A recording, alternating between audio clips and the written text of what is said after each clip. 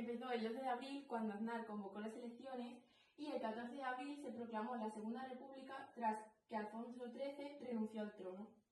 ¿Y qué sistema político había antes de la República? Pues Seila, antes de la República teníamos una dictadura, debido a que había muchísimas revoluciones en España y como en Europa se habían hecho tan famosas, pues pensaron que lo mejor para frenar las revoluciones era hacer una dictadura militar. ¿Y qué fue lo más relevante durante la República que más marcó al país? Al principio de la República teníamos un gobierno provisional formado por un comité revolucionario que gobernaba Alcalá Zamora. Entonces, ¿ese gobierno era el que después de las Cortes Constituyentes deja de ser provisional y sigue Alcalá Zamora en el poder? Efectivamente, y tras convocar unas Cortes Constituyentes, el gobierno dejó de ser provisional y se elaboró la Constitución. ¿Y en qué se basaba la Constitución de 1971? Pues la Constitución tenía leyes como la separación de Iglesia y Estado, en la que, por ejemplo, se prohibió la enseñanza de la religión en los colegios y se eliminaron un montón de colegios religiosos. Y uno de los más importantes fue que tras unas reformas, en 1933, le dieron el derecho a las mujeres para poder votar.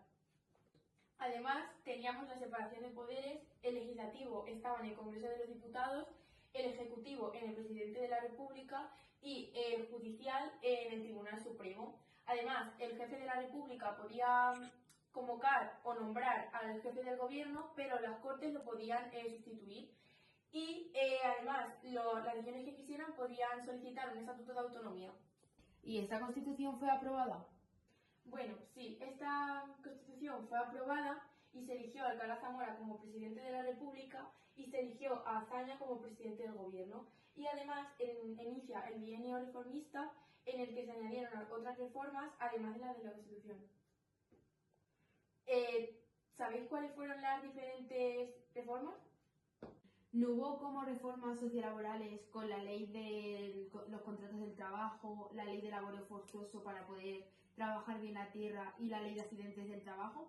Hubo medidas militares, ¿no? Que se les obligó al ejército a jurar lealtad al gobierno y además también hubo medidas para la cultura, tipo se hicieron escuelas, bibliotecas para llevar la cultura a las zonas rurales.